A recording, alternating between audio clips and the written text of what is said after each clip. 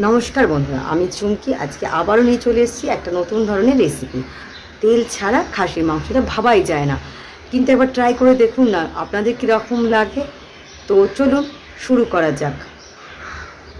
2 চামচ সর্ষের তেল গরম করে তার মধ্যে দুটো বড় সাইজের পেঁয়াজ, দুটো ছোট সাইজের টমেটো, আদা, তেজপাতা, দই, ছোটো এলাচ 4 পিস, দারচিনি সব ভালো করে ভেজে মিক্সিতে বেটে নিয়েছি। তারপর মাটনের মধ্যে নুন, হলুদ আর মশলাটা দিয়ে ভালো করে মেখে 1 ঘন্টা রেখে দিয়েছি ম্যারিনেশনের জন্যে।